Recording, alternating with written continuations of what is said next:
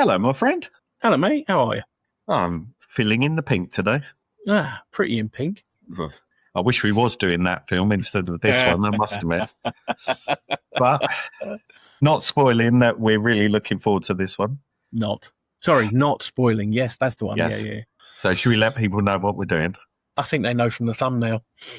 Well, this is very That's true. what I keep remembering, that we're trying to surprise people when it's already in the thumbnail. So I know, but we've done it every other episode, so we may as well. Hello, and welcome to the Deja Review. I'm Mark. And I'm Trev. Every episode we'll be discussing a movie that's had a remake, reboot, do-over, or reimagining. We're talking Dracula, Death on the Nile, Godzilla, Casino Royale, Halloween.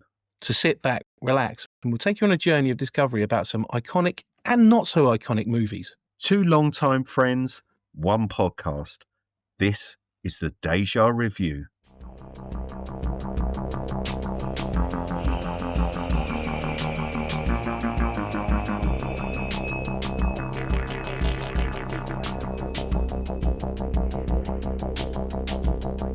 On this episode of the Deja Review, we're talking about the Pink Panther.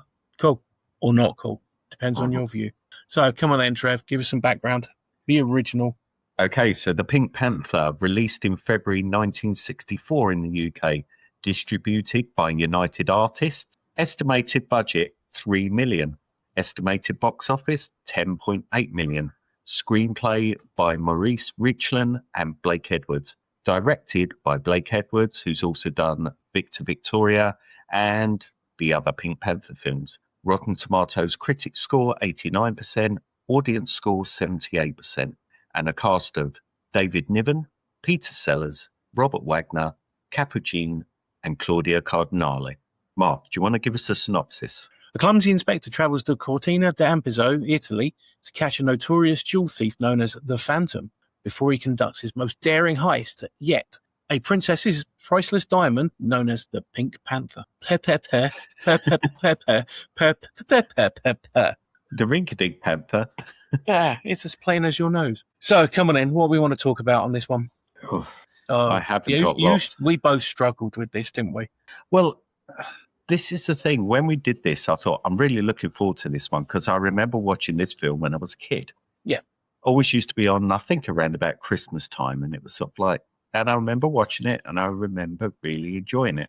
This time, I found it a real struggle. I don't know why. It just didn't. It's hard to explain. I'm trying to work out what I enjoyed the first time. There are a couple of little slapstick moments in there, and I remember the twist at the end and how everything happened. But it's just I'm watching it and going, It fell flat, didn't it? It seemed to, whether it's because it hasn't aged well or whether I watched it as a youngster and enjoyed it for what it was then, because, you know, we obviously had less of a choice then. Yeah. But it wasn't, when you look at it, it wasn't a Clouseau film. It was really a film about David Niven's character. Yeah, he was the star of this. Yeah. And then whether that's why, because after that, all of the films became Clouseau-centric, didn't they? Yeah. And even the remake is Clouseau-centric. So whether it's this is the character that works, and whether that was it, I was expecting more slapstick craziness that you expect from an Inspector Clouseau film. And then all of a sudden, well, he's just sort of like a side character in this. Yeah. Well, to me, this is a culmination of a lot of films we've reviewed this year, accidentally, because of the actors that are in it. So, you know, we've mentioned David Niven a couple of times. We've mentioned Peter Sellers a couple of times. And I don't know. I think for me, is it Sellers and Niven fatigue as well? I don't think so. I think it's just, you know, was it rose-tinted glasses when I first watched it? Because I was a kid, and it was, you know, also now when I'm watching films like this, I'm analysing them. Yeah. And, you know, that when I was a kid, I was watching films for the enjoyment of watching a film. Something to do. And, yeah. And even only last week, I went to the cinema to watch a film. I won't say what, because we may be doing this film in the future. But I found myself sitting there in the cinema watching it, working out and going, I can talk about that in the podcast. I can talk about that in the podcast. Not actually thinking, I'm just going to enjoy this 2.5 hour film for the sheer hell of just enjoying a movie. It's now become like a professional thing where I'm actually analysing it as I'm watching a film and thinking, what can I talk about? That's a great talking point. That's a great talking. It's one of those things. Has doing this podcast ruined my enjoyment of watching films? I don't think so. I think I'm reading too much into it. But I think that was it. It was sort of this time I was watching it not just as a consumer. So whether it was a different head watching it. No, I saw the same film as you did, and I didn't think that at all. I was enjoying it too much. Yeah, we're on about the cinema film, not the Pink Panther. We're on about the cinema film, not the Pink Panther. It's weird, obviously, as well, with regards to behind the scenes of this film, that Peter Sellers wasn't originally cast as Clouseau. No. It was Pete Ustinov. And again, that would have been another Pete Ustinov and David Niven film that we would have ended up having to review. So, can you see Pete Ustinov as Clouseau? Well, he could do the accent. Oh, no, he can do a Belgian accent. He can't do a French accent. Because you look at he's got the comedy chops there. I don't think he's got the slapstick of Peter Sellers. Did it need it? Yes, I think so. Yeah. It needed something because the story was a plot. Yeah, I think the reason the other Pink Panther films did well is because of the slapstick, because of Clouseau. And I think they realised that in this film. And obviously Peter Sellers was becoming a massive thing himself then. I love David Niven in this. I think he was brilliant. He just plays that suave character so well. Yeah. He just does everything so well. But there's some bits that worked in this, and then some where they tried to drag a joke out a bit too long. Like the car chase near the end was just sort of like, just got a bit too much and a bit too predictable. But one of the scenes I really enjoyed is where David Niven and Robert Wagner are both trying to break into the safe from an opposite side, and they're mirroring each other. And I just thought that was done really, really well. That was a lovely little touch. But they didn't drag it out. They did exactly what they needed to do in there to make it a good little scene. And they didn't just sort of like keep sort of like, let's stretch it. Let's see how long we can make this funny for. Yeah, you saying about stretching a scene. The whole scene where Robert Wagner phones up and puts on an accent and Clouseau goes out in the middle of the night, and then it's a case of one's under the bed, one's behind the curtain, the other one turns up, Clouseau comes back, she's in the bath. That just stretched out too long. It was just like, all right. Yeah. You're wasting time in a film now. You look at the bit where Clouseau's trying to get a little bit of action from his wife. Yeah. And it's just the screen's dark a lot of the time, and then it's, I need this, where she's trying to put him off. Yeah. All the time. And then basically the last scene is him playing the violin awfully for her. Yeah. It's like a sex comedy with no sex in it. Yeah. It was Confessions of a French Private Investigator. Yeah. But yeah, a few of those scenes were sort of like dragged out too much, I think. Yeah, and the story was a little bit, they're trying to steal the diamond, but they're not. And, the girl who played the princess, and it's sort of like, what is her motivation in all of this? Because at the end, she's complicit to planting framing. it. Yeah. And it just, none of it really makes sense. The bit at the beginning where she's there meeting her informant. Yeah. And then they split up, and then she changes, a quick change in the lift. Great little scene. Was clever. Yeah. It was clever. It's a risky move from her to get changed that quickly and everything and have that threat. But it was risky but clever. But then there's other things. He's supposed to be this fantastic cat burglar. But did you feel it was a bit of a Wet Bandits moment?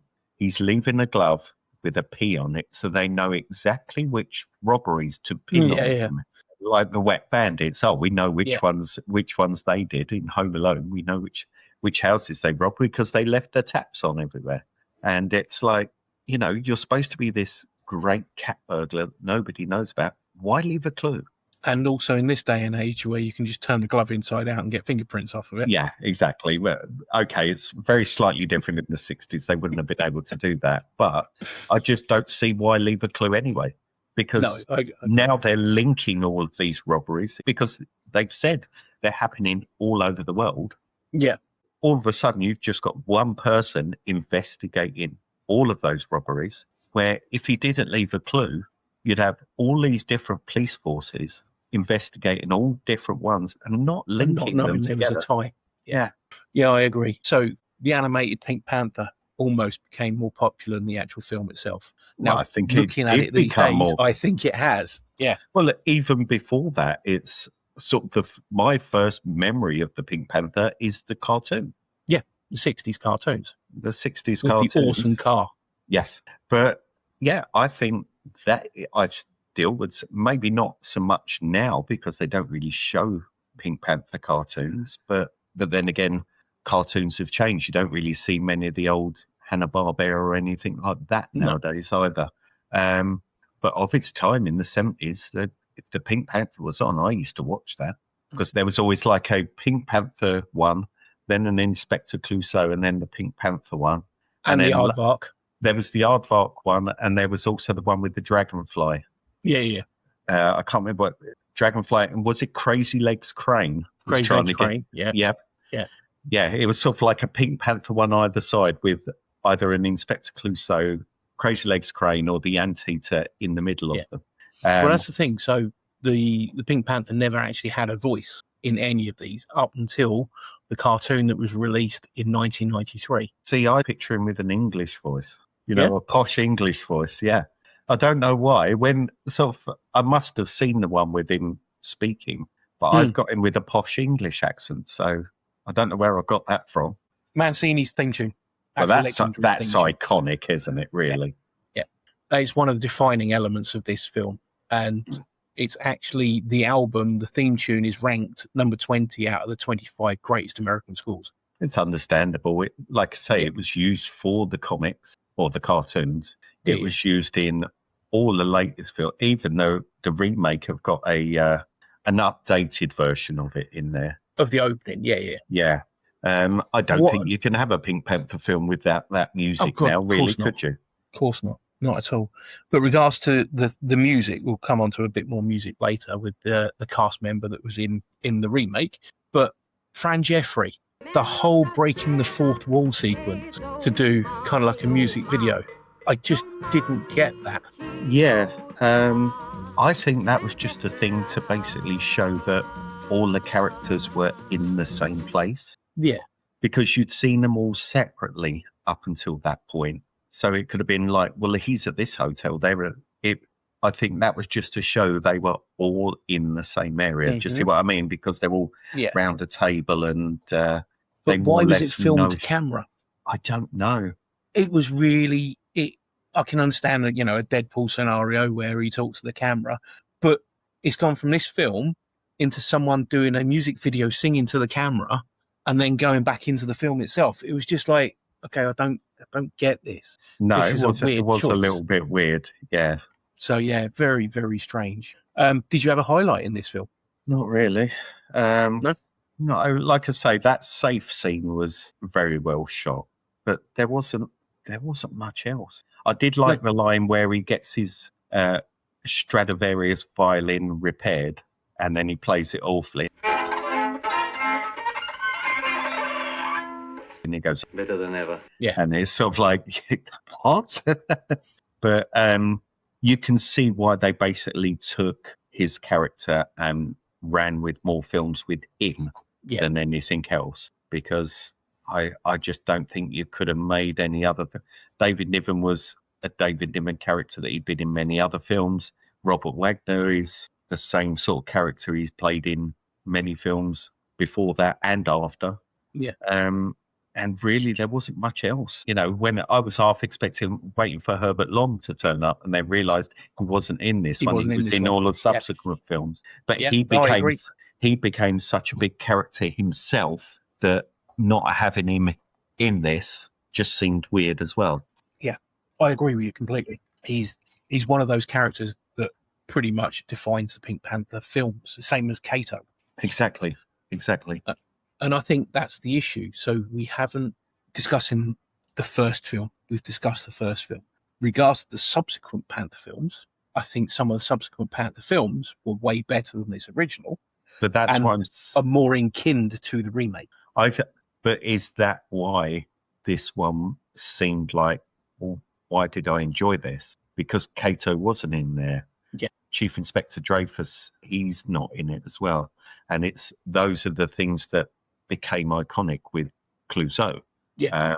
And I think because that's not in here, even though it was the first film of the lot, I think that's why it seemed a bit, well, I don't remember why I enjoyed this as much.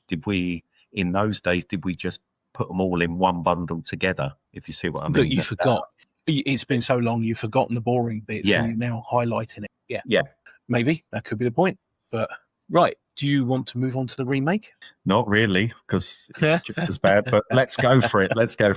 So, moving on to the remake, Pink Panther, released March 2006, distributed by 20th Century Fox. Estimated budget, 80 million. Estimated box office, 164 million. Screenplay by Len Blum and Steve Martin. Story by Len Blum and Michael Saltzman. Directed by Sean Levy, who you'll also know from things like Night at the Museum, Free Guy, and Deadpool and Wolverine. Rotten Tomatoes critic score, 21%. Audience score, 51%. And the cast, Steve Martin, Kevin Kline, John Reno, Emily Mortimer, and Beyonce. Dreyfus. You like that? I'm just thinking he spelled Beyonce wrong. You twat. Absolute twat. Fucking bouncy. And Trev, what's the synopsis on this? I don't know. I shouldn't have read your bit. No. Right. I've got to stop laughing before I start reading this. Right. Bumbling Inspector Clouseau must solve the murder of a famous football coach and find out who stole the infamous Pink Panther diamond. Sorry, I couldn't say soccer. It's not soccer, it's football. Yep, that's fine. So, Steve Martin didn't actually see this as a straight remake, which is true. It's not a remake of the original because it would be a hell of a lot more boring than what it is. Yes. It's more akin to the sequels. The rest of them, yeah. Yeah.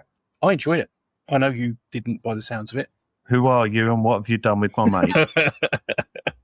This is No, I did. Awful. No, there's some good comedy lines in it. No, there's not. Yeah, there is. Awful. For a start, it's straight away a nominee for the terrible accent Oscar. Yep. Because his French accent is shit. The closest this has been to a French accent was the secret agent in Hello, Hello. Good morning. Yep. I've got down here in my notes. It's just not funny. It's Mr. Bean without the laughs. Oof. Okay. It is lovely weather we are having. I hope the weather continues. The car bumping scene, it's just not funny. Everything is predictable. And I'm going to go into a Fog remake mood. No, I enjoyed it. I enjoyed the Damburger. Oh, no. Right, I'm going to show you my notes. Damburger shit. Hamburger shit. How long can you make? We said in the first film about how they dragged something out. Yeah. How long can you drag something out about him saying hamburger and fucking it up? I would like to buy a hamburger. I would like to buy a hamburger. Hamburger. Hamburger. Hamburger. Hamburger. Hamburger. Hamburger. Hamburger. Hamburger. The hamburger. Hamburger. Maybe we should stop. And my point about it. Good. Go on, carry on. That was written by Steve Martin as well. I don't care. It's not funny. I love Steve Martin. I think Steve Martin is absolutely fantastic. But he dropped the fucking ball on this. And I am going to swear, and I don't give a toss. And this is what gets me, right? Yeah, go on. He can't say the word hamburger. Yeah? Mm-hmm. But he understands Chinese perfectly fucking well. It's bollocks. It's absolute bollocks. The whole film is absolute shit. And how it got a sequel, I will never know. The only saving grace of Wow. this film is Jean Reno, and that's because he's Jean Reno and he's fucking brilliant. But the rest of it is absolute garbage. Okay, right. I have a question for you, and you It's can shit. jump in. You can Yep. jump in with the answer whenever you want. yeah? Okay. So, which British action hero was seen in the football sequence at the beginning of the movie and also starred in the Expendables franchise? I know Scott Adkins is in there. Yeah, Scott Adkins. I knew what you was doing. Now that's why I wasn't going to say what it was.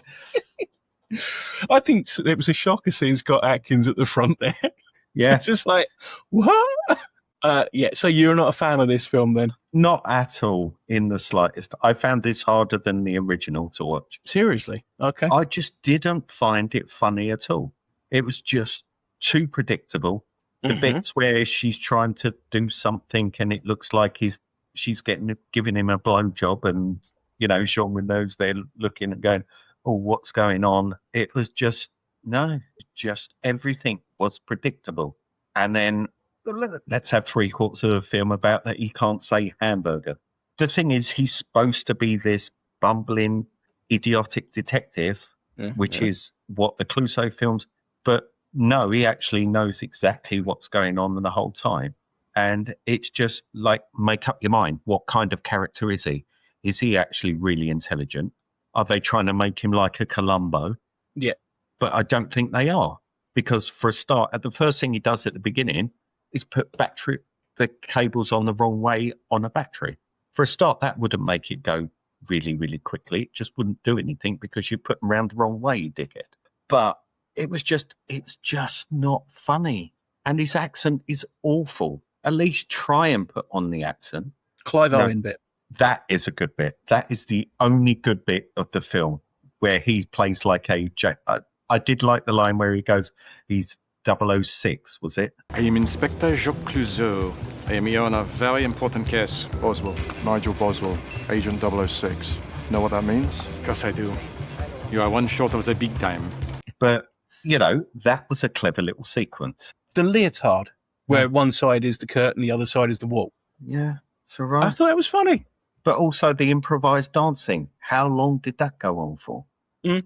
It was just Yeah, like, could have shortened it. no, it was just, no. It's a no from me. It's a no. So you did not enjoy this anywhere near the original. I didn't enjoy the original as much either. It was sort of like, I really didn't want to do this episode. And we actually discussed about dropping it. Yeah, we And did. it was like, no, we can't, every time we don't like a film, we can't just go, no, let's not do it. You're just going to have me ranting about how shit it is. I'll tell you what, yes, I agree. It could have been better in places. The tempo could have been increased in places.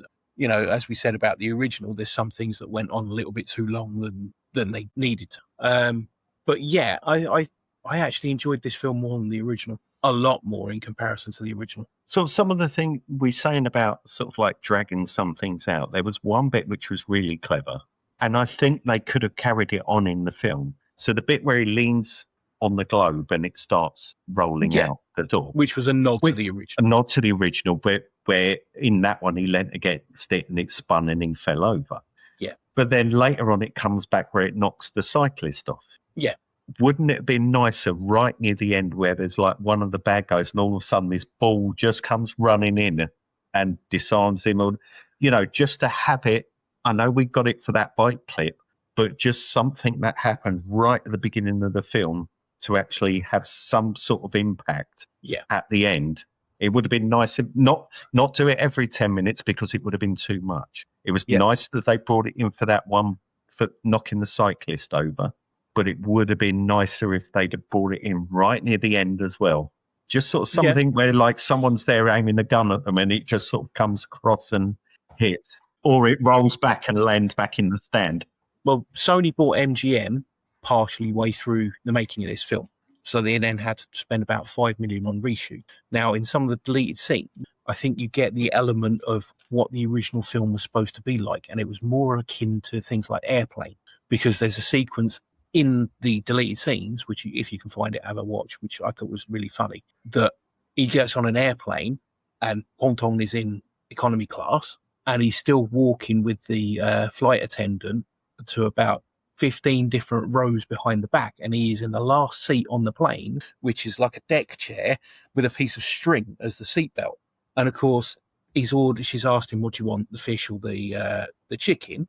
And he said, I'll have the sushi. She's gone off to get the sushi. By the time she's come back, people have coughed all over this sushi, and it's kind of like a manky green colour, and he's eaten it. So, of course, a little while later, he wakes up and his stomach's churning and he needs to use the loo. So he goes back along the plane to try and use the toilets, and there's different things that are going on. See, to me, it was very much of an airplane, that style of joke. Yeah. And I think that worked. But I think the problem being is because they had to do all these reshoots, it wasn't as funny because they took out those elements. And is it for pacing? It's sort of like, how much do you want set on this plane? Yeah. Or whatever. And also, we need to still have him saying hamburger 10,000 times more. Yeah, I think that's what the problem was. I think because of those reshoots, bit previous to that, it was very unclear whether it was a film directed towards adults or a film directed towards family. Mm-hmm. You know, and then they moved it to being a more of a family movie. I think they made a mistake. I don't think they made up their mind, to tell you the truth. No, but I know exactly what you mean. But the whole of that Viagra sequence was extended out a bit more. Yeah. And it's stuff like that. But the difference between the Sellers style of things, if Sellers would have done that, they would have laughed and blah, blah, blah, blah, blah. But they're saying that they found Steve Martin doing it in the style of, you know, his Clouseau, a bit more creepy than it would be, you know, a comedy element. So it's stuff like that I think they actually had to go out and rechange. But I enjoyed it. But I agree with you. There are certain bits of the film that could be shrunk down or tidied up a little bit more. Mm-hmm. So, without further ado, better Inspector Clouseau, Peter Sellers or Steve Martin? Peter Sellers. Okay. But not for this film. For the other, that's for this film. I'd still say Peter Sellers. Yeah. I just don't think Steve Martin was right for this role. Oh, I kind of agree with you in places. Yeah. There were other people that were up for the role. Mike Myers was even up for the role at one point. I think that would have been. I think what they've done is they've gone too over the top. Mm-hmm. They needed something like a Leslie Nielsen, where I think they tried to do that here. That he's totally oblivious to how stupid he is, but it looked like he was trying too hard. Yeah. Where Leslie Nielsen, he was just sort of so deadpan doing it all the time. And I think that's what Steve Martin was trying to do here, and it just didn't work for me. I think out of the two, for me, it's going to be Steve Martin, because I really did not enjoy Peter Sellers in the original film as Clouseau as much as I did with Steve Martin. Okay. But again, it's a completely different film. And I think, you know, Kevin Kline I thought was funny in places in that film as well. Don't think there's any other people we want to go through. But no. You know there is another remake coming. What, of the Pink Panther? Yes, there is. Oh, well, that's all right. Because we've done this, I don't have to actually review that one unless you want to do it as a bonus. But it may be a solo podcast, that one. That's fine, because it's a very interesting one. It's actually based more around the Pink Panther cartoon itself. And the voice of the Pink Panther is Eddie Murphy. Oh, good God, no. I'm so glad we recorded it before that diabolical shit came out. No. Oh, God, no. So, yes, that's it. Right. Which film do you reckon was the better of the two? Neither. I'd say out of the two, I'd go for the remake rather than the original, because I found it. No. This, if I have to choose, if you're making me pick one, I'm going to go the original, because it didn't make me as angry as this second one did. I did like the little bit where the one where Beyonce's singing at the dinner party. Yeah. I like that the song she sang there had a very Bond style theme to it. It could have almost been a Bond theme, couldn't it? Yeah. But yeah, that was one of the very few redeeming things this film. Was it Woman Like Me, wasn't it? I think so. I can't remember. Yeah, but it was the orchestral bit in it that made it feel. It was very Bond. Yeah. Right, should we move on to our 5-1? Yes, please. Okay. And which one of our 5-1s are you suggesting that we do for this then? I think we should do Steve Martin. Okay, fair enough. Well, I hope you agree, because that's who I've prepared. that we spoke about earlier. But could have been the choice of two. Yeah. No, we're doing Steve Martin. Fair enough. Right, okay, come on then. Have you got any honourable mentions? I do. I have a few. I have Father of the Bride. Mm-hmm. More for that one than the other two. The first one was very good. The second one, definitely they were jumping on the bandwagon. The third one, it was flogging the dead horse a little bit. But The Man with Two Brains and The Jerk, a couple of his earlier films, maybe haven't dated as well, but it was sort of films that made him, at that point, I think, made him the actor he is. What about you? Fair Have you enough. got any? Yeah, Father of a Bride and Cheaper by the Dozen. Okay. They're my honourable mentions. Yeah, I enjoyed both of those. It's been a while since I've seen them. And to be honest, it's been a while since I've seen most of these films from Steve Martin, but except for my maybe top two. Okay. So, all right, your number 5. My number 5 is Dead Men Don't Wear Plaid. Okay. It's a very noir styly film done in like the Mickey Spillane sort of maybe not quite tongue in cheek, but it's a nod to them. Yeah. But with a little comedy twist in there. But yeah, I haven't seen it for a long time, but I remember enjoying that. So that's Agreed. my number 5. What about yours? Bowfinger. There's a 90s one of his with Eddie Murphy. It's basically, you got the character where Eddie Murphy's character is one of the biggest, highest paid action stars, and they want to get him to do a film for them, and they can't do it, so they have to find someone who looks like him. And they replace Eddie Murphy with this guy who's a kind of a stupid version of Eddie Murphy, and it just goes from there. No, I enjoyed it. It's got a hell of a lot of laughs for me in there. I didn't. I like take it not for at you. all. No, not at all. Not in the slightest. Just don't find that film funny at all. No, fair enough. Right, your number 4. My number 4 is Planes, Trains and Automobiles. Mm-hmm. Great film. Him and John Candy just worked so well together. And I love John Candy anyway.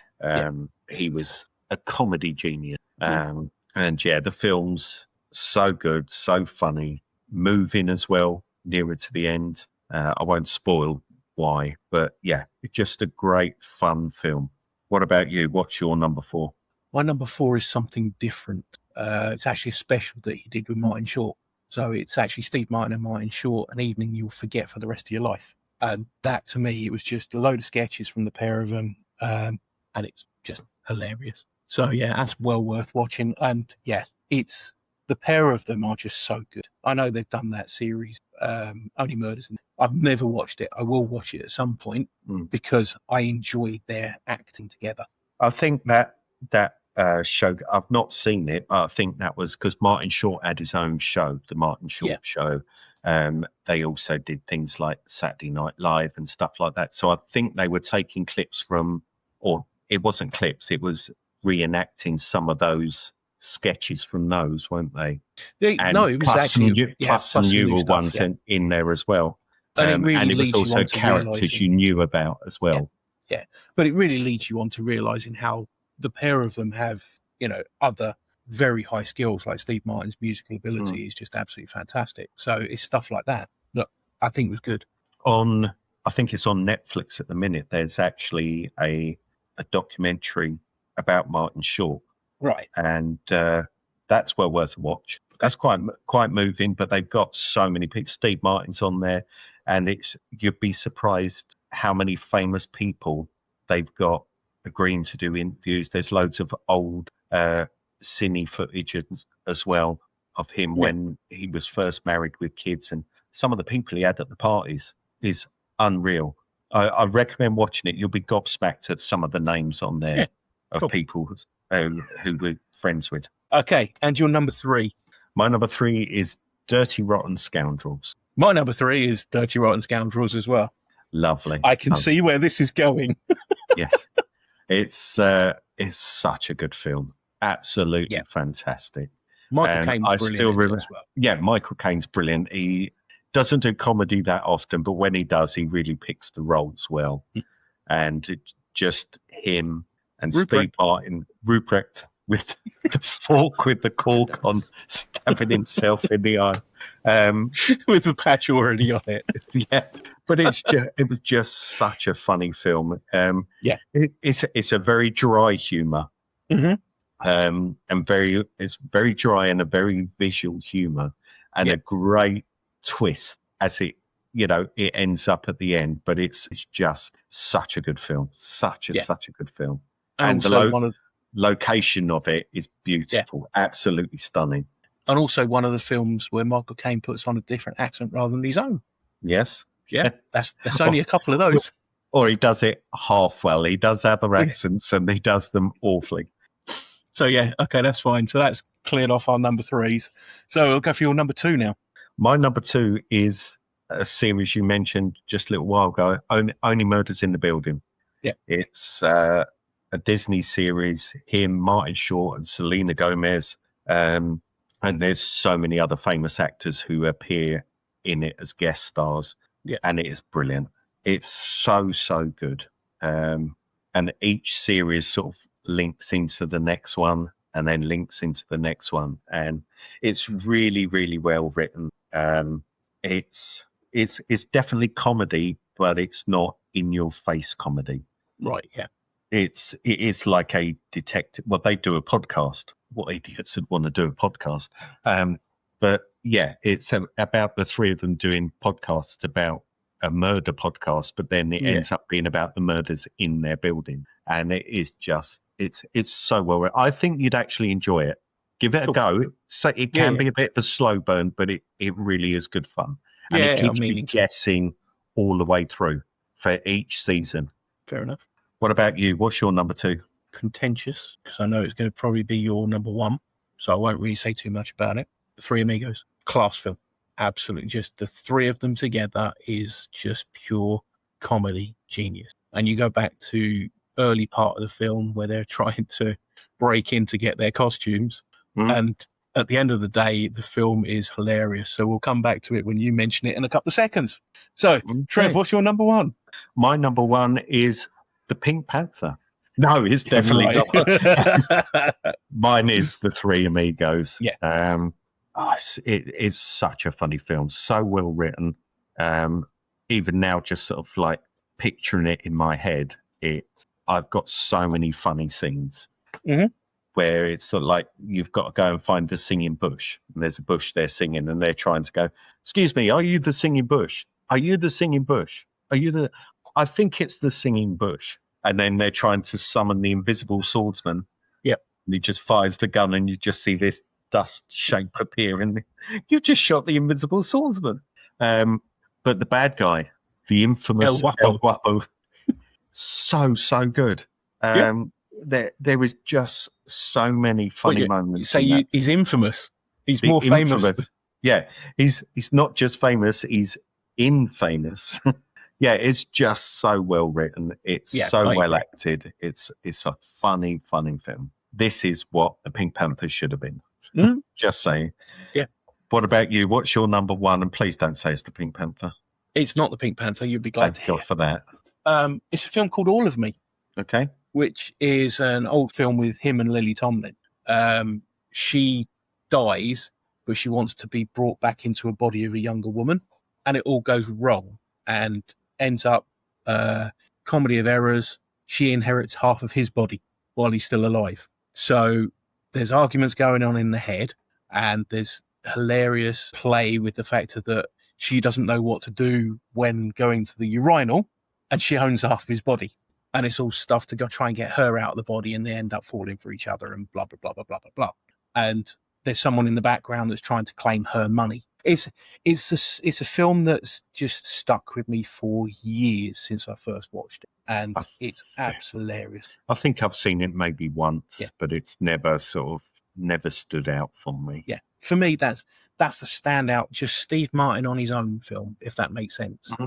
Steve Martin with a complete cast of other characters, Three Amigos, not a problem. I will never ever doubt that's his ensemble cast, top number one. But just for comedy where it's just him, I think this one. That's pretty much why I picked like The Jerk and The Man with Two Brains. They were those sort of like his earliest standout roles where he's made himself the star of those. Yeah. But that's a more serious. I wasn't overly a fan. No. It's based on Cyrano de Bergerac, isn't it? It is, yeah. It's him and Daryl Hannah. Yeah.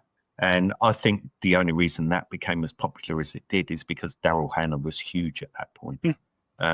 They did But cast the again- right person. Yeah. Oh, definitely. But yeah, it was. Yeah, I wasn't overly impressed with that. That's why I didn't even make fair my enough. list. But so So, dishonourable mentions. Have you got any? I don't actually. It's sort of, I looked through a few, But and it you was sort have. of like there. Like I say, there was a few there where it go, yeah, but are they bad? No, they're not bad. They're just not something I'd want to watch again. Like Chief by the Dozen. Yeah. It's sort of like it's not something I'd rush to watch. I've seen it. Is it bad? Yeah, debatable. But same with like Father of the Bride 3. It's sort of like, is it bad? Maybe. But does it deserve a dishonourable mention? No, I don't think so. Fair enough. No, I've just gone. What about you? Have you got any? No dishonourables. I'm just got the one. Okay. So, what is your one bad film for Steve Martin? Well, let me rinky-dink about it. It's this one, the Pink Panther. It's just, it made me angry. Every time he opened his mouth and spoke with that awful French accent, every time he tried to say, it was like, no, I just wanted to punch him in the face. I wanted to rip his little moustache off and shove it up his nose. And no, I just didn't enjoy it. As you could tell, it made me angry. Fair enough. Yeah. What about you? What's your one bad and why isn't it the Pink Panther? My one bad isn't the Pink Panther because it's Sergeant Bilko. Yeah, that was pretty bad. That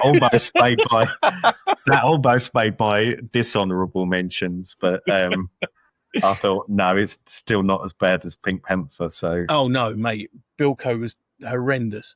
Absolutely horrendous. It was probably one of the worst. It's definitely the worst Steve Martin film I think I've ever seen. And it was a real misfortune to actually watch that film. Because there's me thinking, oh yeah, Phil Silver's remake. Let's go with this one. I used to watch Bilko. I think it was a Sunday afternoon thing, wasn't it? It was or late on Sunday BBCs mornings, or wasn't late. it? Yeah. So you kind of got it. You kind of watched it and laughed about it when in the era that we had 4 channels. And it made me laugh. So, of course, him doing Bilko, I thought, oh, that's right. Okay. Someone who I like doing. Oh, no. It was bad. There's certain things that should be left alone. Yes. And some of those 60s, 70s, well, 60s definitely, TV shows where they've tried to revive them into films. Just, for example, like Rocky and Bullwinkle. Awful. Yeah. Bilko. Yeah. Mr. Magoo. Yeah. We comes could back go. around to haunt us. Yeah. Bewitched. Yeah. We could go through so many of them. Brendan Fraser's one. Oh, was that Dudley Do Right? Yeah, Dudley Do Right. Yeah. Yeah. It's they were just awful. I agree. It is just whether it's because certain rights were up, and it's sort of like, right, we can make a film of this now because someone doesn't own it anymore. Yeah. Phil Silvers has died. Give it 2 years and we can do something about it. Yeah, maybe. But no, I think they're all just as bad as each other. But I understand why you put Bilko on there, definitely. Yeah. No, it was awful. So, yeah. Right. Anything else you want to chat about with this one? No, Or do you definitely want to not. run away as quick as possible? Yes, I definitely want to run away as quick as possible from this one. Yes, I All want right, to get mate. in my long pink car and just drive off. I think the highlight that came out of the Pink Panther was the cartoon Yeah. for me. Oh, without a doubt. Without a doubt. If you agree, if you don't agree, send us a message. We like reading your comments. So I think that's it for another episode. By the way, you can now buy us a coffee. Oh, yeah. Forgot about that. Check our socials for how to buy a coffee for us. We enjoy seeing you guys are actually watching. Help us to make more episodes. And thank you very much again for those people who've already done it. So, And anything we get will just be invested straight back into the podcast, whether it be equipment, whether it be some hair dye to make Martin look less old. No, I'm joking with that one. wouldn't wear it if you gave it to me. But yeah, everything is going to be invested straight back into the podcast. Yeah. So yeah, anything, you don't have to pick one of the figures that are, there's a couple of tabs with figures already in there. You can put whatever you want in there. Anything we get will, gratefully received from us. Yeah. And we'll be working on some tangibles at some point soon. Yes, So definitely. you may end up being able to give us suggestions or rank higher for us having been suggested some podcasts. So, again, thank you very much for listening. Please remember to follow, like, and subscribe. Where can they get hold of us, Trev? Follow us on Facebook, Instagram, and Blue Sky. Just go to @TheDejaReview or contact us via our email, which is thedejareview@gmail.com. I'm Mark. And I'm Trev. Enjoy yourselves.